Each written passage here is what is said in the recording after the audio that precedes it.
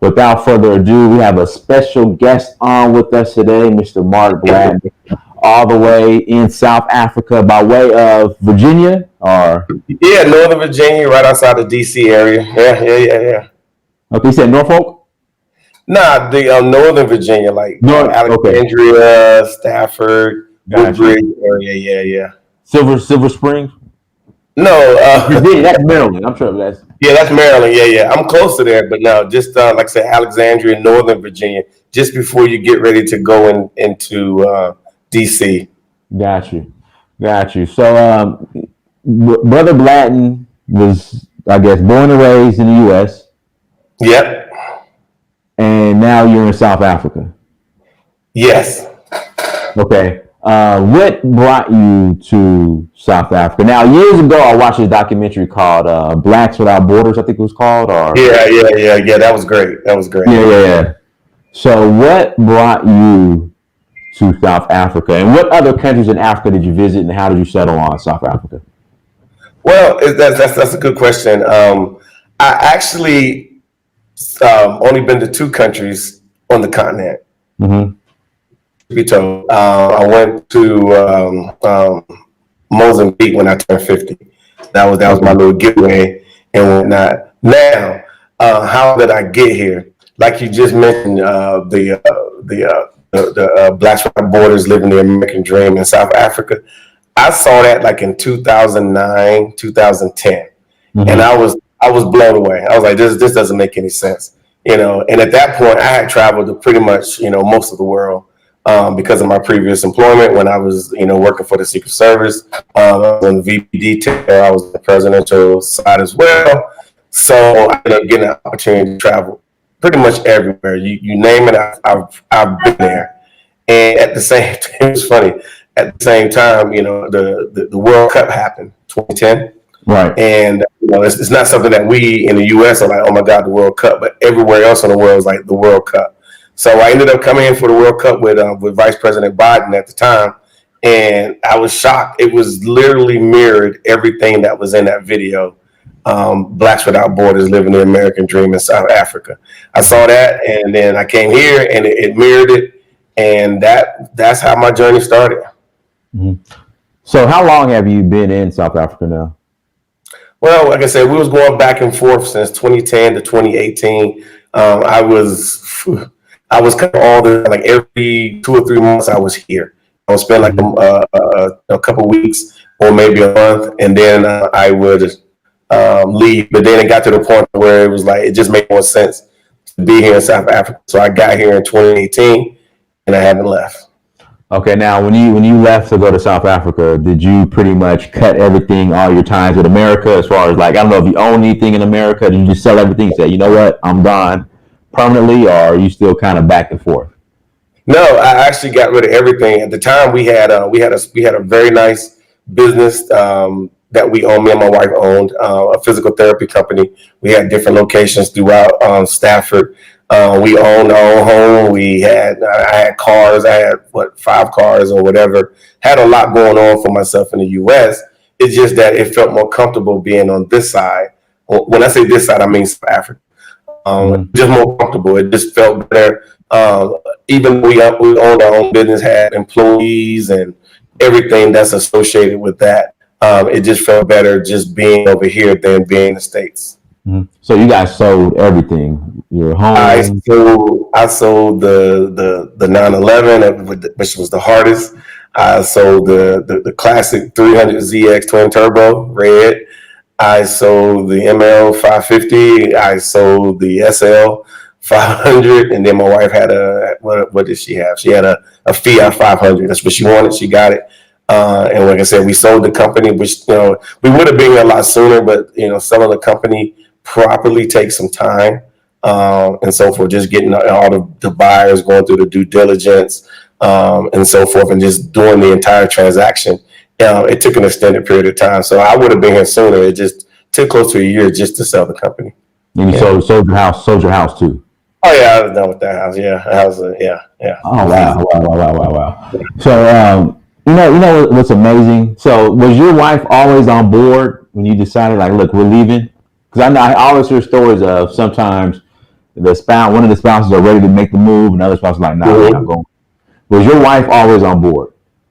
Yeah, actually, she was. She was on board the entire time. Granted, she's from Virginia. She liked Virginia. She liked everything about Virginia and whatnot. But again, she was just like me. We'd be there 2 or 3 months, 4 months, dealing with all the normal things that we had to deal with, and then we'd come here and we could just relax. And it wasn't just me; it was her too. She was like, "Man, I can't wait to get back to South Africa." So that's what. So she was on board too. That's amazing. That's amazing. Yeah. That's amazing. Guys, make sure you hit that like button again. Make sure you hit that like button as you come to the chat room again. Please hit that like button, you guys. Now, tell us a little bit more about you guys have businesses in Virginia and America. Yeah. Tell us a little more background on everything you guys had in America before you left.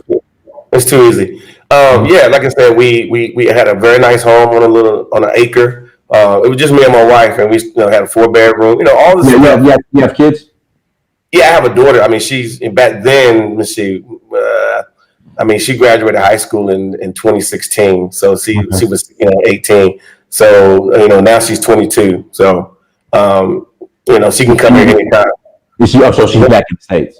Yeah. She's in Texas. Yeah, she came to me many years ago after she finished at Norfolk State and said, "Hey, I want to be a flight attendant," and so that's what she wanted to do. So go for it, and she's happy. So, which she, she's been here 4 times with me, and so forth. She understands, the draw and the attraction, and plus on top of that, she knew what I wanted to do. So she's, very proud of the fact that I was able to make it happen. So it worked out pretty well. Mm. Now, which city are you guys in South Africa currently? We're actually right in Johannesburg, right on the very edge of Johannesburg, going into Pretoria. So yeah, that's where we are right now.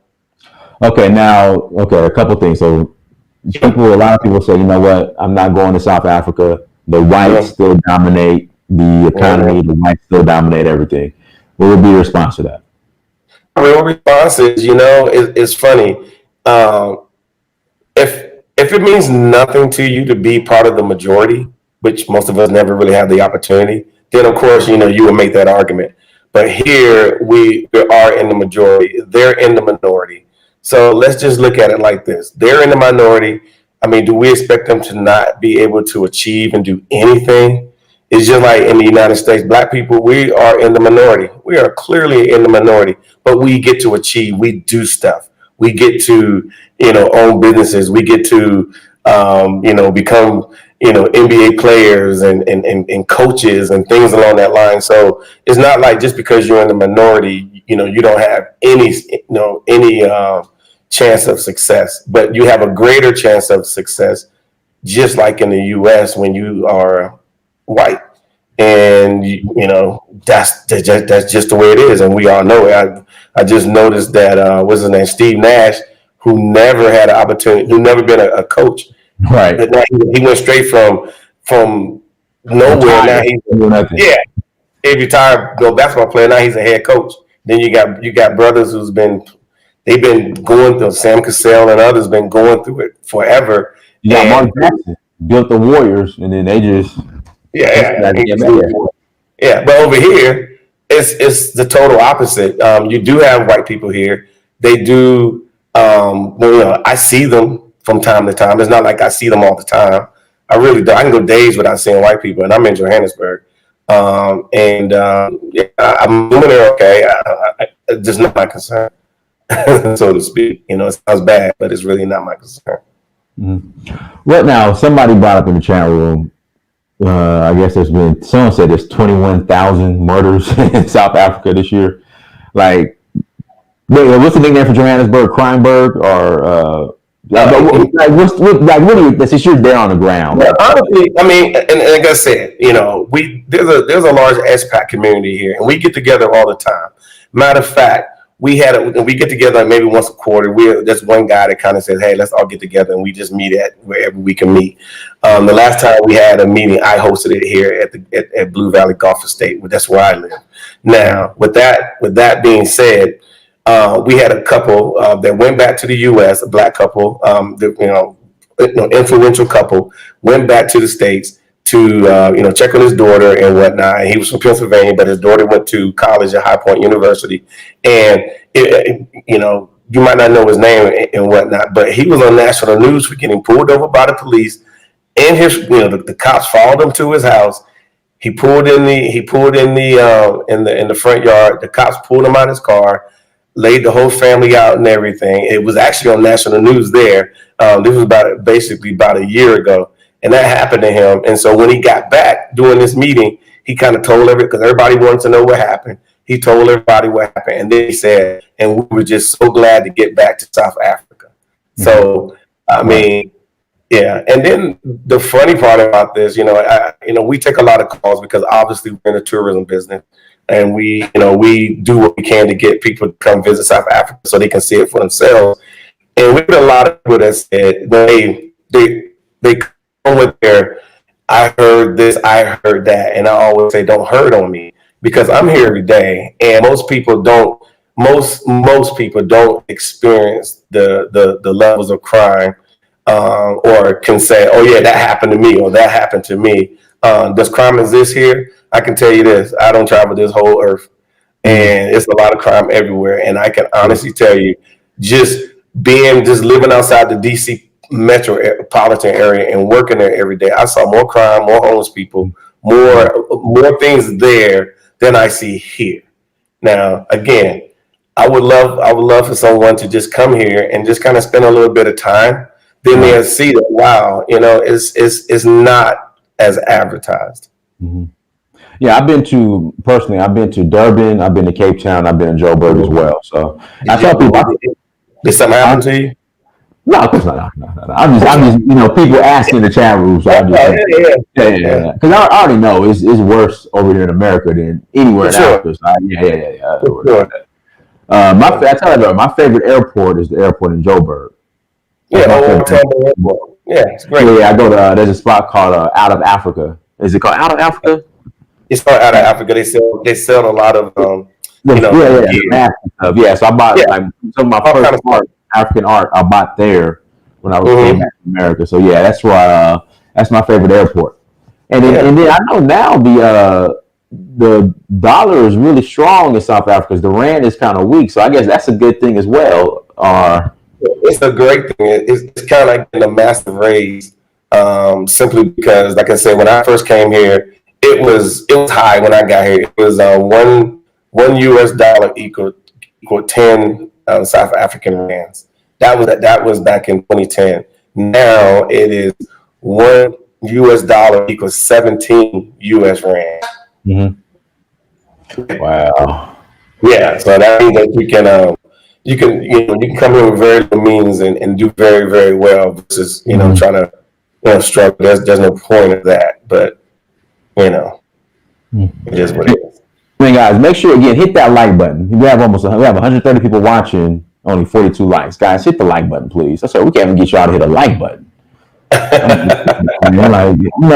provide all these resources for people, and they can't even hit a like button. I mean, goodness.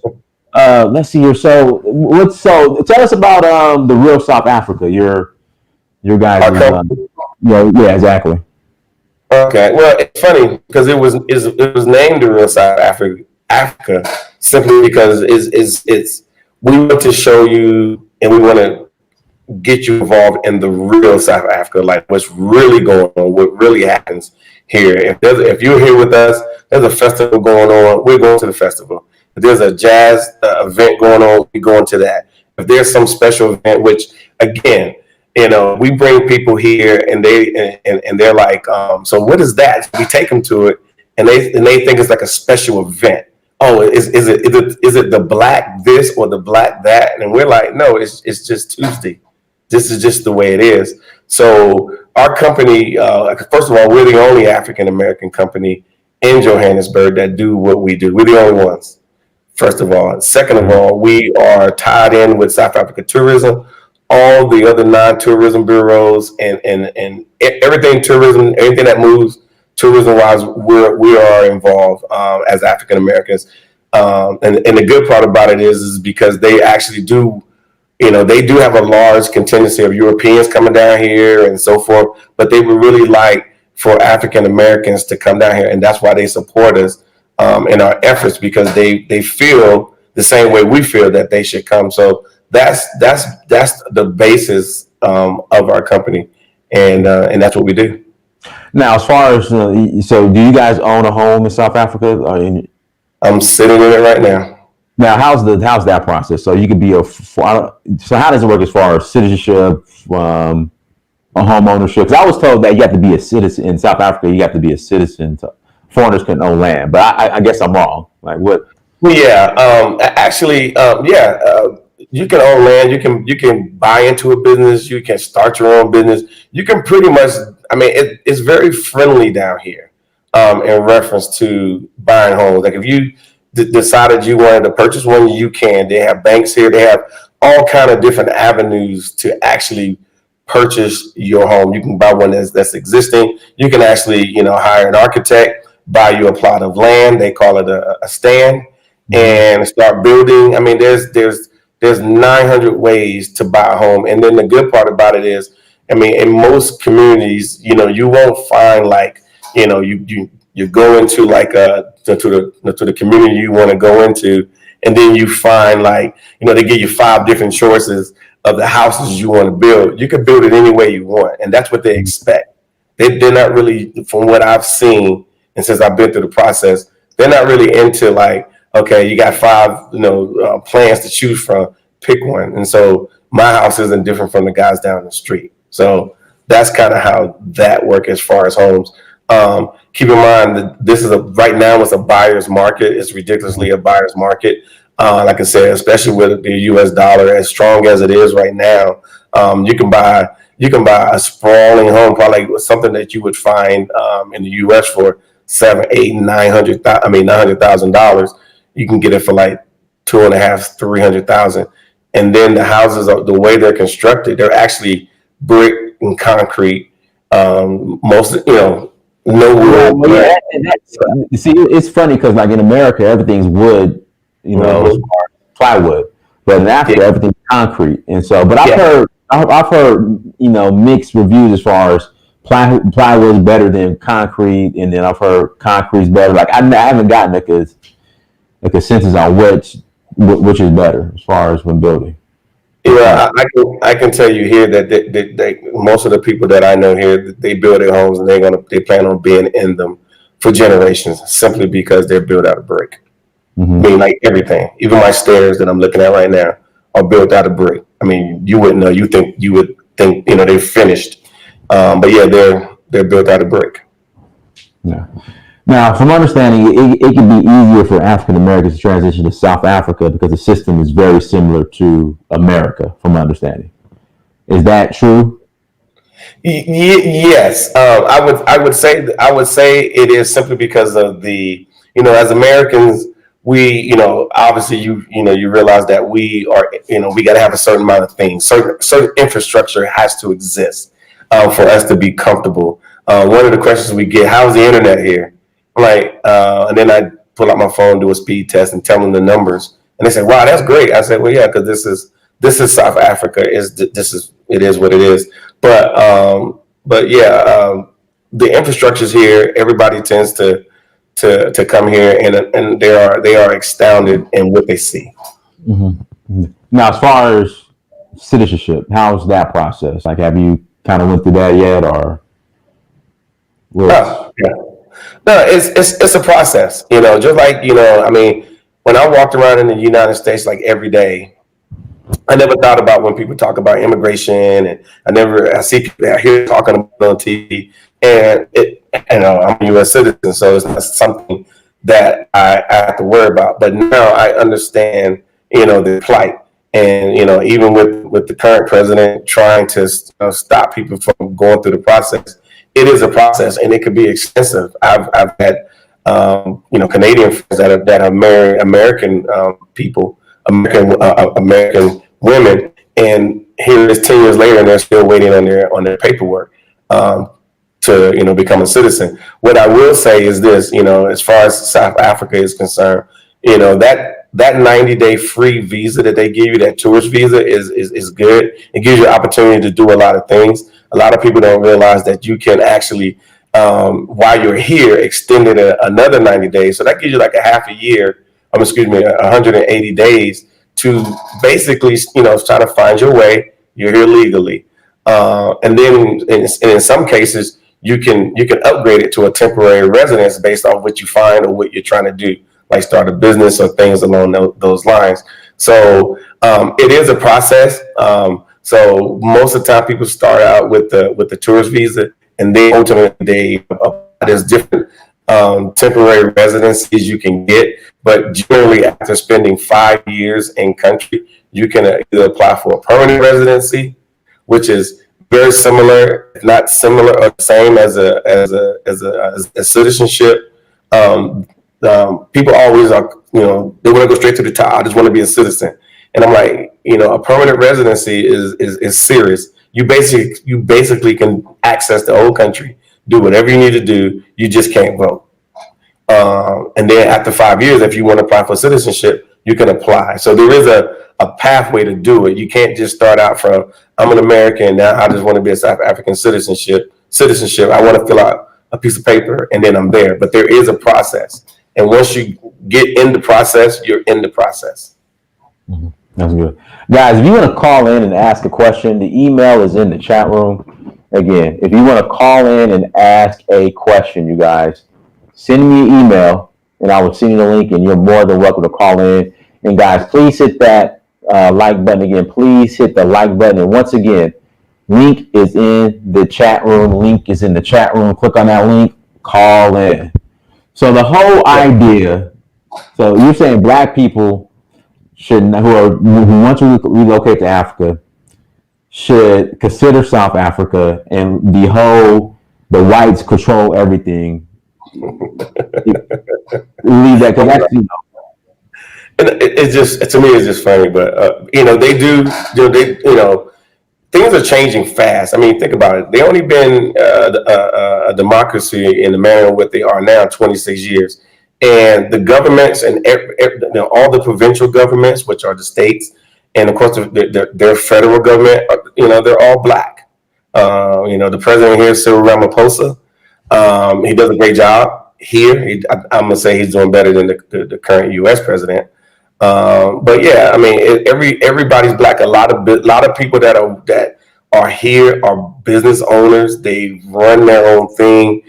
A lot of people do, and of course, you do have a lot of people who are trying to get into the middle class, and there's a very large middle class here which didn't exist several years ago. Now it exists, so it's happening here, and that's why the rest of the world, especially the Europeans, are here. They come here. They will risk it to come here simply because they can see it once they get here. Guys, make sure you hit that like button again. Hit that like button again. I put my email address in the chat room. If you want to call in and ask a question, send me email, and we will get you guys on. So I'm Nigerian. Mm-hmm. In a lot of xenophobia and issues towards Nigerians. Yes, it's true. How should I maneuver around South Africa? Because I'm dual citizen, American and Nigerian. Sure. So yeah, that's a very easy answer. Well, your first key to success is that you talk the way you talk. Uh-huh. So they're not going to say you're Nigerian. They're not even going to think it. First of all, they're going to think you're South African. They all will. Right. They think I'm South African like everywhere I go until I start talking. Right. And then they're like, "Oh, you're not South African. Oh, I thought you were Zulu." I'm like, "No." And then they're like, "Oh, okay." And they just a quote. Everybody speaks English now. So anybody that comes here, it has nothing to do with your skin tone, because as you probably already know, you got light-skinned South Africans. You'll see more albino or albino people here than I've seen anywhere in the world. And you'll see all the skin tones here. Keep in mind, when we say culture, in the U.S., we're thinking of different races, and that's like the normal thing. But here, when I say culture, it's the different cultures, the Indabellis, the Zulus, um, the Kosas, all that stuff you saw in the Black Panther movies is here. Everything that you saw in Black Panther is here, and those are considered different cultures. Even though we're all black, they look at you, based on your culture. So as if you came to South Africa tomorrow, I mean, the way you speak, you will be fine, and then you just matriculate and just act like a cool guy or whatever, and you won't have any issues at all. Okay. Now, what was really going on since you were on the ground as far as Okay. the xenophobia? Okay. Yeah, what was really going on? Well, the thing is, and this is what I know to be true. Matter of fact, the last thing that flared up roughly about a year ago, or maybe a little less, I was actually down in the Joburg CBD, at a business meeting, actually a large business meeting, and they were saying then that everybody was getting messages on their phone saying there's something going on down here in the CBD. Well, we're on a high rise, we're like on the 14th floor, and we're looking down and we didn't see anything. So I'm sure something was happening. What was actually happening as time went on, that here the Nigerians are known for doing drug dealing, trafficking women. I'm just telling you, this is what as you asked. This is what they're known to be doing here in South Africa, and just petty crimes like stealing people's identities and things along that line. So what happened was, one of the several of the taxi drivers, they take people around. I'm sure you may have seen them. They're like little vans, and they just pick people up, take them around, pick them up.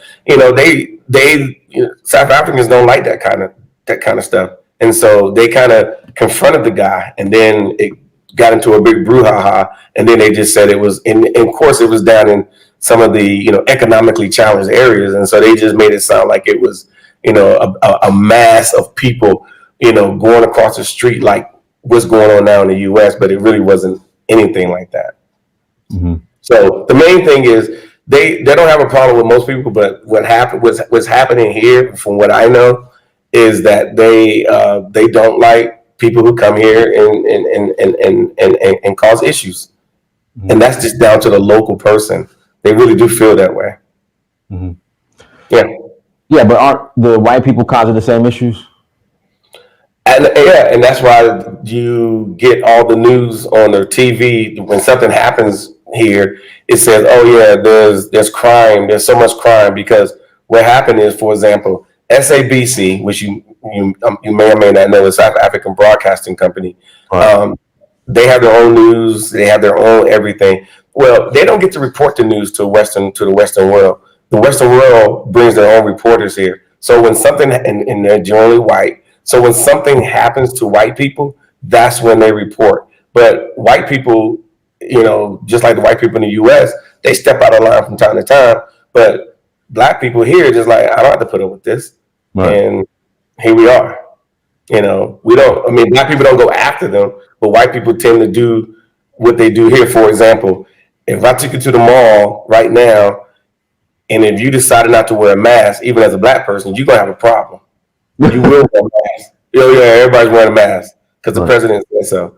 But you'll get a white person down in Cape Town that don't want to wear a mask. And then now, here we are. So, yeah. All right. Guys, again, if you want to call in, emails in the chat room, click on that email, sign up, send me an email, and I will send you the link, and you guys can call in. Do you plan on ever going back to America? Like, just, have you had any moments, like, have you had any adversity since you've been in South Africa? Like, you know what, I'm done, I'm going back. No, it's funny you say that, because of what we do, and then people are, finding us through our YouTube channel, which is The Real South Africa, on YouTube, and our other social media platforms. They always want to know about, I'm just going to say, they're in Ghana, and they're asking about South Africa.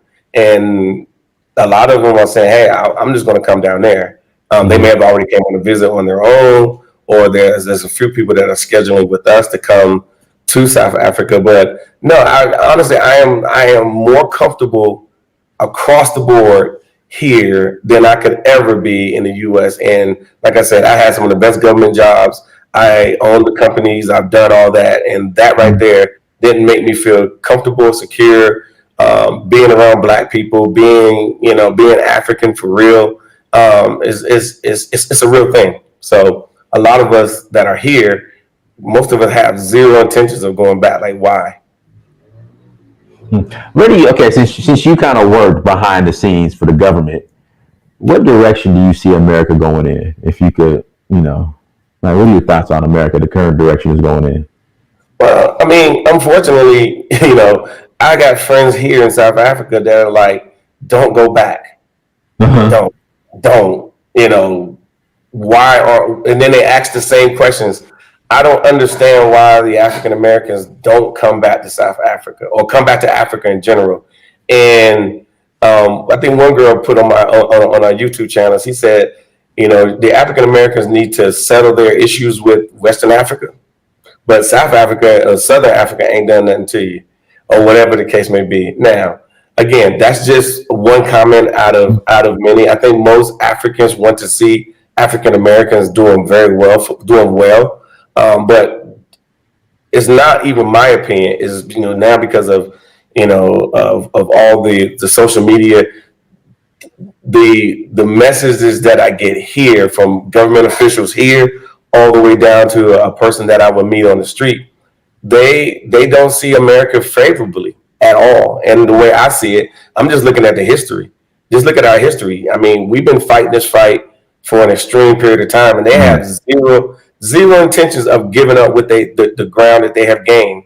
I mean, they already killed a whole race of people called the Indians. They've done the most, and they even fought themselves to keep what they got, during the Civil War and so forth. They have zero intentions of trying to cut a deal, work a deal, to even be civil. They have zero intentions. So, I mean, as far as the way I see it, you have a choice. You either can, like I did for 49 years, deal with it. We all know how to code switch. We know how to adapt, and there's nothing wrong with it. However, when you get an opportunity not to have to do that and live free, Right. and when I say free, I mean not like living like getting a government check or something, but Right. actually get an opportunity to be Black and don't think about it, then you will see the difference. Hmm. Yeah, I just think I just think a lot of Black Americans have this idea, like, number one, like, there's nothing else exists outside of America. Like, it's just, Yeah, yeah. yeah, and then they have this. In fact, what's your idea on this? We built this country, so we're old, and this country is just as much as ours as it is the white person or whoever. Like, when people say that, what's your response to statements like Well, that?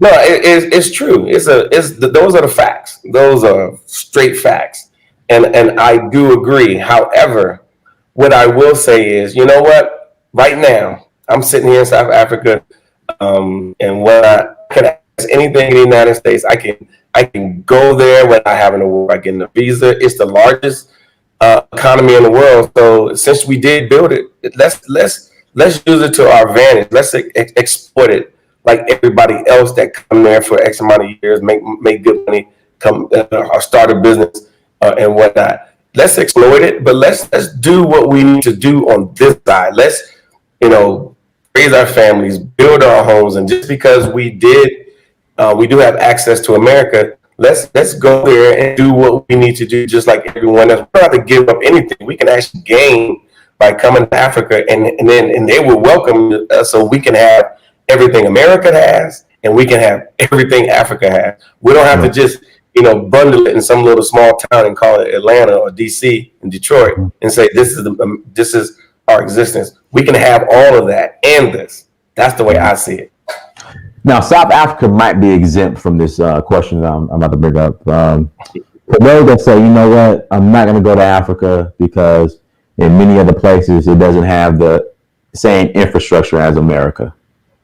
World class infrastructure as America. What would be your response to that? I would say you obviously haven't been to South Africa. It's clear you haven't. Uh-huh. You asked me, have I been to most of the major American cities? I'm going to say yes. I spent much time. I mean, I don't know if you can see this little star on my chest, but that took me to a lot of major cities, a lot of places.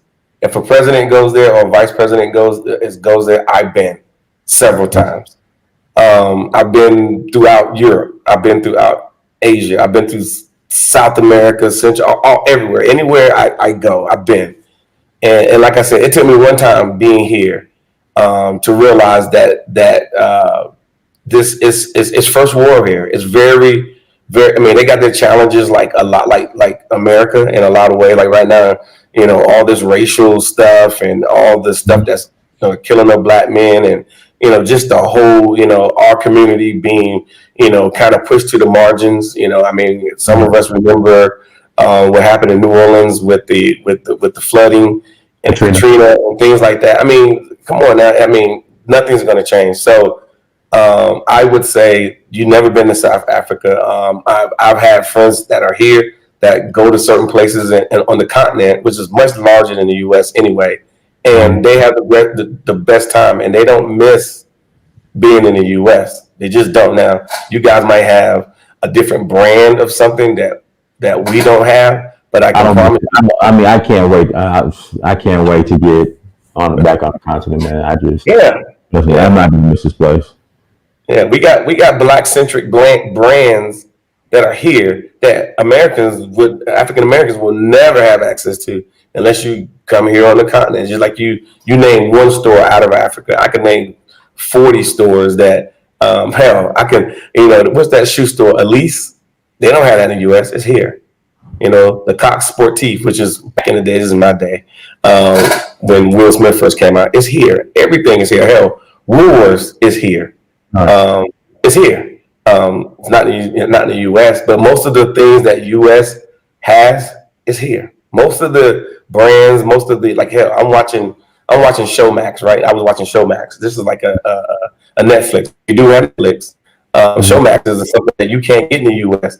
All the shows that are in the U.S. are here. They're on Showmax. Pay like $4 a month, and I got all the shows as if I was sitting in the United States. So at the end of the day, it's easy for someone in the U.S. to say, "Oh, I heard this or I heard that," and I get it. I used to feel the same way, and now that I'm here, I'm like, I got access to more stuff than I've ever had access to before, and it's more affordable. Mark, I told myself that I was never going to go back to South Africa, but honestly, my favorite country in that area, I love Namibia. Have you ever been to Namibia yet? Nope, but I'm it's nice on that. It's nice on that side of town. Yeah, yeah. If all the diamonds are, you know that, did you? It's a lot of diamonds over there. Namibia. Yeah, so I've been in Namibia. I loved it, and I was supposed to go back, but then my flights got canceled. Like every time I try to get to Namibia, just something happens. Mm-hmm. So, but you know what? I'm gonna come since I know you're in Joburg. I'm gonna come. If I come back to South Africa, I'm gonna come holler at you. I'm a West Africa cat, so I'm like I gotta explore West. Just that my thing is West Africa, but I mean, everybody has their thing. I don't care. And me personally, like I said, I like South Africa. It's treated me better than my hometown. Love it, love it, love it, love it. I got friends everywhere. I mean, I'm a brother no matter where I go, and I love it. I will say this though, I don't care. You could use a DNA test or whatever. Just get to Africa. Just get to. Just get to Africa, anywhere on the continent, and then you will see the difference of the way things are where you are now and where it's done in Africa. And a lot of times you will start embracing Africa as a second home once you start, spending time. And it could be a second home, for a lot of people. But you got to get off the internet sometimes, and sometimes you got to get on a plane, and you have to just land and just enjoy yourself. And it's very possible. Very possible. You ain't got to get on a boat and come back the way we came before. Yeah, right. The way we left. Yeah, you can actually just. I mean, it's funny. Like if you flew out of anywhere on the East Coast, primarily New York, DC, or Atlanta, you're gonna pay. It can go up and down, but roughly about $800. Yeah, Roughly, round yeah, trip. easy. Yeah, Yeah, round yeah. trip, all the way, food and everything, drinks. I drink everything they got on the And, plane. and then also too out of Miami. I think South African Airways, their main hubs in Miami. Yeah, yeah, actually it is. Man, it's pretty good. But yeah, that's where their offices are. The funny part about it is if you flew to the West Coast, you flew to LA, you're gonna pay almost the same. And if you're talking about going to Hawaii, you're gonna pay more.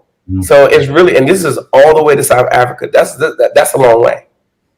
It's a long way, and so it's not as because the only reason I bring it up because we'll be talking to people and they say, "Oh, that flight must be really expensive."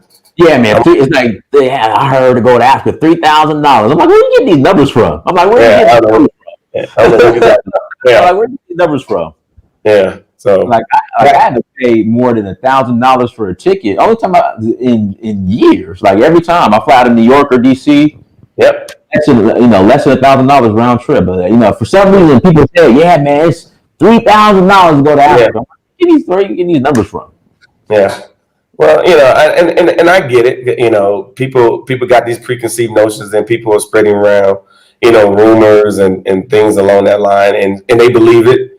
But then when they go online and they look at the prices, and then they call me back and said, "Mark, it's only $800." I said, "I told you that over the phone." Yeah. And I got a passport, my old passport. It's stamped out, and it basically says "OR Tambo Airport, South Africa." That's the only place I need to go. Yeah, that's like I said. I love the South African airport. That's the nicest airport. Like I love it. That's the nicest airport I've been to. Now Dubai's airport is nice, but I love South Africa's airport, Yeah, man. Tambo International. Like I literally, when I used to go to East Africa, I would just make sure I would just book my ticket out of South Africa so I could just fly from Kenya or Tanzania to mm-hmm. Tambo and just chill and I don't know, just fly out of Tambo. I don't know. I would just do that. Guys, I sent the link out to two people. All right. You have those links in your email. So if you're gonna call in, click on the link and hop on. If not, we'll start closing out. Again, guys, we have 340 people watching, so please hit that like button. Again, guys, please hit that like button. So what other projects are you guys working on in South Africa? Well, I'm glad you asked me that. First of all, you can obviously find us at therealsouthafrica.com. That's our website. Also on that website, you can find the link to our YouTube page. But if you go to YouTube, put the Real South Africa, we'll pop up and whatnot. But the tourism space here is very serious. You know how like the Department of Defense is big in the U.S. Mm-hmm. That's because most of the people, 24 million people working in the tourism industry here in South Africa. So what we're doing now, we're doing a couple things, and they welcome us to assist. Like for example, there's the places that everybody go when they come to South Africa, and you need to go to those places. You just have to. But there's a lot of what we call hidden gems. Like there's a lot of locations that the average person would not know. So we're doing everything to get those guys on the map, get those guys recognized. We partnering with the South Africa Tourism. We're partnering with those guys as well. Also, too, we're working with some of the business people on this side. So because they're looking for people to come here and open up businesses and bring jobs. So we're working with those guys. Matter of fact, I just had a call earlier today. Major companies are looking for investors, American investors. If that's something that people are interested in doing, that's great. What else? You name it.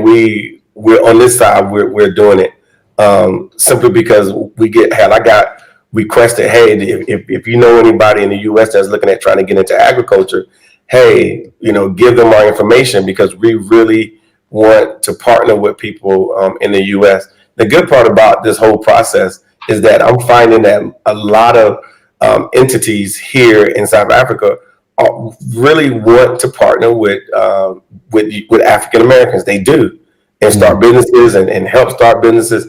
Anything that we could do, because at the end of the day, they want us to bring jobs. Bringing jobs is Hey, I come, I set up my shop. It could be something small. Obviously they're gonna want to work with you or work for you, but they want to see us. They see us in these spaces. We just don't see us in those spaces. Now, as far as setting up a business, how's that process? So if I come, I want to set up a business, get incorporated or however they do it in South Africa. How's that process? It's very similar to the U.S. I've done it in the U.S. It's not hard. It's not hard to obviously start an LLC and so forth. But the whole process of going to the Small Business Association, and I'm going to tell you, this is just my experience. I mean, as big as our businesses were, it was very difficult to get anything out of them. And I just figured out that they wasn't going to finance their demise. So we did it. We did it on our own, and we did very well. Here is a different ball game. They will assist you from. One second. Scott Caesar, you got to turn off the playback. Go ahead, Mr. Blanton. Yeah, but they will assist you from start to finish. I mean, literally like for example, my business guy Derek that I deal with. He will help you get incorporated. He will help you find investors. He will vet all the paperwork. He will make sure that everything is on point.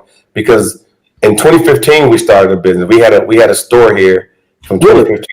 Yeah, from 2015 to 2017 we had a store here, and I went with Derek. Yep, and Derek took care of me, and so now when people ask me about business, I always refer to Derek because he's the. And matter of fact, if you go to our YouTube page. The Real South Africa, you will see an interview I did with. I'll put some notes down real quick. So as far as the costs, and it's Scott, I'll let you ask your question. So if I want to start a business while I'm here in America, or get incorporated in South Africa while I'm here in America, is that possible? It is possible. You got to get somebody on the ground that can who knows the business, who knows how it all works, and so that's why, like I said, Derek is the guy that I deal with. I did an interview with him on my YouTube channel, and people just start, and I put his contact details in the description, and he's answering questions, he's assisting people in trying to with their ideas, because what people really don't realize, and I'm just going to tell you straight up, is that there's so much opportunity. If you can think about it, you can make it work here. Anything, whatever you want to do, you can do it. But if you just don't come here, and it's just not going to work. And then, like I said, there's too many business incubators, especially in Johannesburg and Durban, that are literally sitting there saying, "How can I help you?" Wow, Scott Caesar, go ahead. Oh, yeah. Scott Caesar, go ahead. Thanks for having me on the show. So I was just wondering, what parts of the country could somebody potentially get more exposed to the more indigenous aspects of the culture? Like, I haven't been to Africa before, and I don't necessarily want to be. I mean, I understand South Africa is a good point as far as like Westerners trying to transition and get back to our African roots. Like outside of like the city areas, like what places can you recommend for somebody who wants a broader like cultural immersion?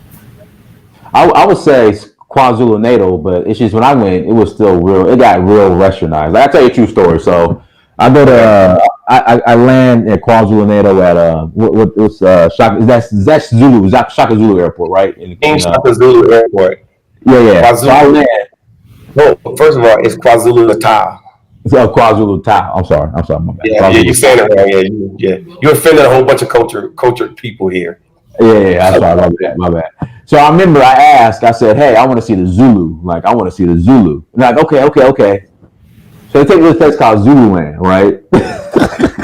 Mm-hmm. So I hop out the car, and so like you said, they don't know where you're from, when they see you. So they thought I was Zulu. So they start. So I hop out. These dudes in polo shirts and skinny jeans. Yeah, that's about right. Right. And so they started speaking Zulu to me, and I said, I don't know. And they were like, American. And so they sprint off, and then they come back out in their Zulu attire, and then they just started performing. So from what I've been told, is like it's been so westernized that like when I go to Mali, I can still go see the Dogon. When I'm in Nigeria, I can still go see the Yoruba and experience the culture. When I'm in Kenya, I can sit amongst the Maasai. When I'm in Namibia, I can go with the Himba. But from what I've been told, I could be wrong because you've been there longer than me, Mr. Bland. That Oh yeah, I can tell you. I've been told that it's kind of, it's that part is kind of, unless you come for like a festival, it's kind of like, No. okay, Actually, because I spend a lot of time here, obviously. The culture is serious here. It's very serious. There, like in Johannesburg, I mean, it's a metropolitan area. So of course you're gonna have, but when you're here, if you're just walking around, you think everybody's the same. You're sadly mistaken. They will quickly tell you that I'm not Kosa. I'm this. And if you don't ask any questions, and think, well, that person must be Kosa too. They're gonna say, no, I'm in the belly, and then this person gonna say, I'm Shona, I'm this, I'm that. There's 11 different cultures right here in South Africa. Now, when you're in the built up areas, of course, I mean you're doing business, but a lot of South Africans, especially the black ones, and still they go home where mama is, they go home where grandma is. So you get a lot of, like for example, in December in Joburg, most everybody, it's festive season. They go home. They go to the villages. There are tons and tons and tons and tons and tons of villages and when they go home, they don't wear the skinny jeans. They don't wear the polo shirt. They gotta wear what they wear at home. Even when they, with their whole wedding process, they have a traditional wedding, and then they have what they call it, based off their culture, or excuse me, like a white wedding. They do both, and so forth. So what I would do, Scott, is to tell you this. Most people only know of like 3 cities in South Africa, and they don't realize there's probably like 100, and that's not including the villages. So if you want a true, authentic experience, they do try to bring it to where you are, but you can always, jump in the car, go down to Ladysmith, and we don't say KwaZulu Natal here, we say KZN. And you can go to KZN and sit down and drink, the beers that they drink, not like the canned beers. The beers that they make, and sit down and just chill as a black guy. You can just chill. You can go anywhere. There's no limit. So the answer to your question is, yeah, there are plenty places here in South Africa. There is no just one place. It's like everywhere. I don't know if that helps you, but it's everywhere. You can go anywhere. Okay, thanks. Can I ask one more question? Go ahead. No problem. I was just wondering, like, how much you would recommend for, say, like a single male, like if they were coming for that first, like let's say I wanted to stay renew my tourist visa and stay for 6 months. How much would you recommend that I have saved up before I come? Okay, it all depends, and the reason. So let's say you're a single male, like you just said, and let's say you want to stay middle of the road, like a nice apartment or extended stay quarters, which is very nice. They're going to come clean them. I mean, they're going to wash your clothes for you. They're going to take care of you. Pretty high class.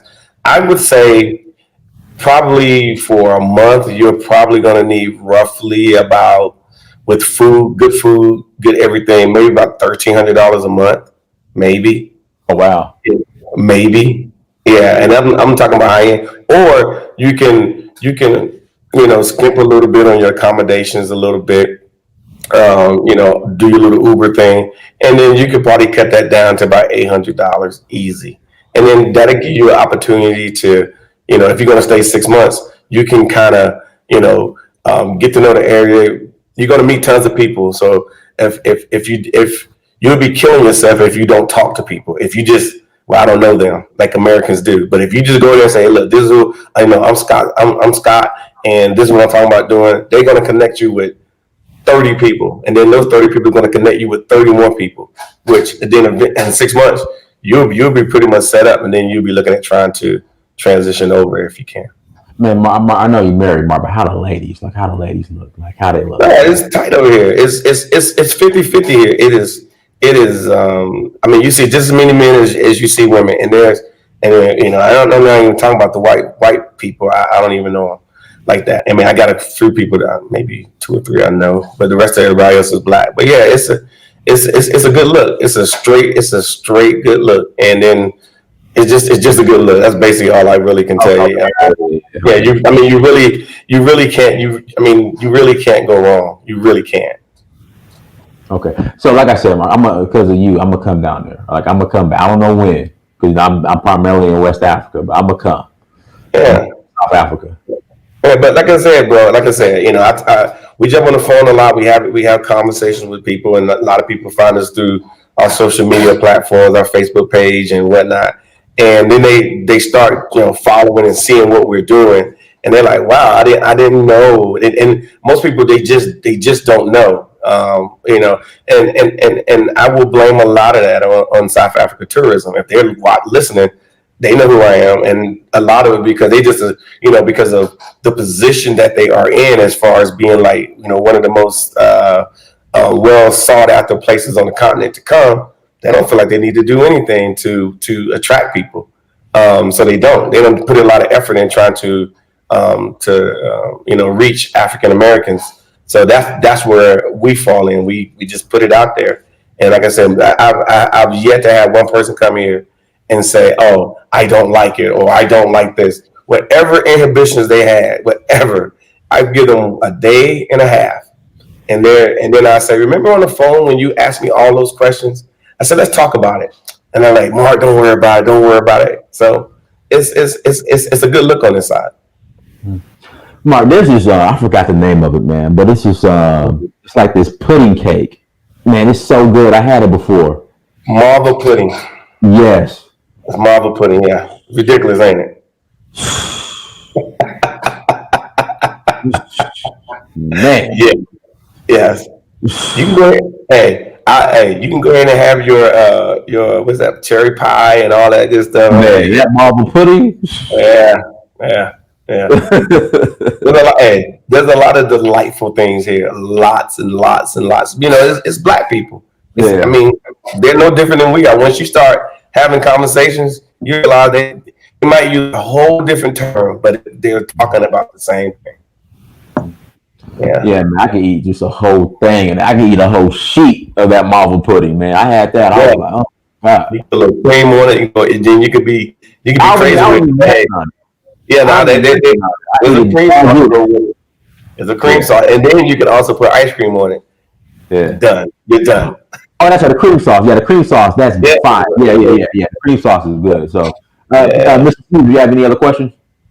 Yeah. So, why do you think the South African government hasn't put forth any kind of campaign to get more African Americans there? It seems like it would be like the perfect place for a lot of people who don't want to, I guess, go back and be too involved in the indigenous culture. It seems like it's really westernized, and a lot of African Americans would gravitate towards it, especially with organizations like yourself trying to put out the real information as opposed to just the negative stuff that we see. But it seems like Ghana, their investment has reaped a lot of benefits for them, and I know they can't do the same thing as like a year of return, but I don't see why they couldn't easily put together their own kind of campaign to bring more Western blacks to the continent. Okay, that's an easy question. It's softball. Now, what the issue is this? It's a couple things. First of all, everything is numbers driven. I've sat down I've seen the presidential emails. I've sat down with the CEOs or whatever, and we've had these same conversations, and it's numbers driven. What do I mean by that?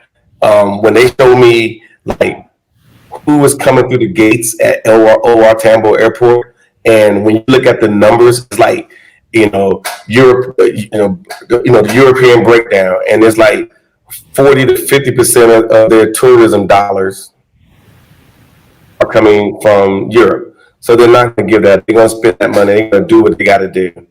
The other part of that money is coming from China. China's gate numbers are ridiculous, and they've been that way for a long time, meaning that these people are actually coming here creating jobs. And when I say create jobs, when you come here, if you came here as a tourist right now, Scott, trust me, you'll be creating a job for somebody that lives here. And so this country is like I said, 24 million people are in the tourism space, so they're not going to take a chance, a flat out, a massive chance to say, okay, let's take some of this money and start putting it over here. Now they do have an outreach. Don't get me wrong; they got a 4-man office in New York City that handles all North America, and take it for what it's worth. However, a lot of people don't realize is that Africa in general, and I can just think about Botswana because I've had a conversation with them. They need that tourism dollar. They're gonna do what they got to do to get tourism dollars. The one thing that I can tell you is that South Africa, right now, currently, because of COVID, but right now they're leading the way because they have the infrastructure. Everybody wants to come here on the continent and in Europe to have meetings.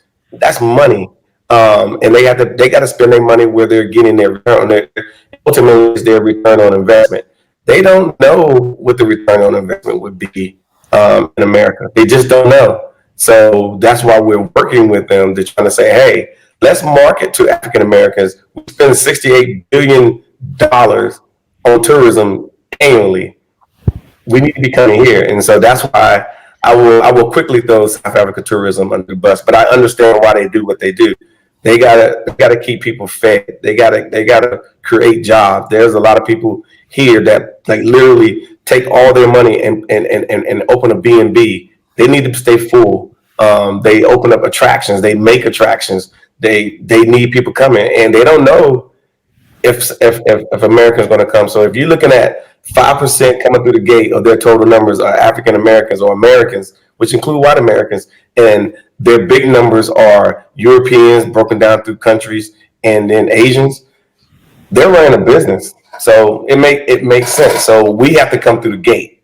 Once we start coming through the gate, they're gonna start opening up visa programs for us. They're gonna start doing all kind of stuff. They want to do these things. Unfortunately, we're not showing, as we used to say back in the '80s, showing and proving. If you ain't showing and proving, then why would I do that? It's just that simple. And and the last part is when they talk about spending this money, they say like we say in the States, this is taxpayers' money. This is South African taxpayers' money. So we got to spend it the best way we can to get a return. Okay. That, Just one other thing. What's the quality of the food like? I've heard like that. Man, I would say this: the food in South Africa is good. Like, yeah. Whatever you think is good, whatever steakhouse you think is good, whatever you thinking. Because trust me, I eat well. I eat very well here, and especially when I was in the States. I thought I was eating well in the States until I came here. The food is ridiculous. Go ahead. I was just like referring because like I know like Monsanto's in there. I was just worried about like the access to quality organic food. Like here it's through the roof as far as the cost. I just wanted to make sure that stuff was easily accessible there. Yes, actually it is. Actually, you can probably get yes. The answer to that question is yes. The food quality here is outstanding. Like there were foods there were certain vegetables I didn't even eat until I got here because they just taste better. Most every tourist that we came here, the first thing they say, and I'm sure I can get some backing on this. The food. Why does the food taste so good? Why is it so better? Because like right now, I live outside of a golf. I live at a golf estate, but every day I see cows walking up and down in those fields over there. I see them. That's my food sitting right there. When I go from Lee Johannesburg or Joburg and go to Durban, and I see all those areas that you asked about earlier, where where the traditional people live, they're farming. They're literally farming. I see miles and miles and miles of farmland that blacks actually own. But you don't hear about that. So the only reason you're hearing about Monsanto because Monsanto is trying to get up in here, and unfortunately, the South Africans are like they ain't having it. They like with the way they eat, and they know they do very well. Versus because I've had a few South Africans say I went to the U.S. and they said the food is nasty. Yeah, I've heard it. Yeah, in comparison. Okay. Well, thanks very much for answering my questions. I know from what I've seen, South Africa probably isn't going to open until the beginning of next year.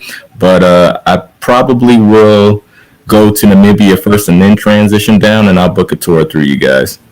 Sure, sure. Like I said, we're here. South Africa ain't going nowhere. All right. Thank you very much. No Absolutely. problem, bro. No problem. No problem. No problem. Yeah. So what we'll do, we'll go ahead and close out, Mr. Bland. Anything you'd like to share in closing, and shout out your page again so people go and subscribe. And thank you for joining. Go ahead. The floor is yours. Yeah, just like I say again, the one thing that I want to say to any Black American, I know these are tough times, and it's hard for us to sit here and watch our CBS, ABC, NBC news. It's sad to see what we see, knowing it's not happening outside of my door, for one. So if you can, start forming a relationship with Africa. You don't have to. I'm not saying you got to leave America. I'm not making you leave. I'm not telling you got to leave America. But just form a relationship with Africa, just so you can get another point of view, for one, and for two. As far as we're concerned, like I said, we're doing our best to get the word out. So it really does help that if you go to our website, therealsouthafrica.com. Our Facebook is Facebook, backslash the Real South Africa. And then also our YouTube channel, we just kind of started working on that, and it's doing pretty well. And there's a lot of South Africans that are in there that you can actually interact with. Once you start commenting, they will say hi to you and whatnot. You can start forming a relationship right there. And of course, that's youtube.com backslash therealsouthafrica.com. Absolutely, everyone. Thank you so much for joining, Mr. Blanton. Thank you so much for joining. No problem. Make sure you like, share, subscribe. Go to dynastamir.com. Until next time, family. Dynast Amir, search for who. Mr. Blanton, I'm gonna reach out to your guy, the business. Oh yeah, there, yeah. He's there. Yeah. Yeah, I'm gonna reach out to him. So, everyone, thank you so much for joining. Until next time, family. Dynast Amir, search for who. Peace. Cool. Thank you so much for spending time with us today. If you like what you saw, please subscribe and don't forget to hit the notifications button so you don't miss out on all things The Real South Africa. Thanks again.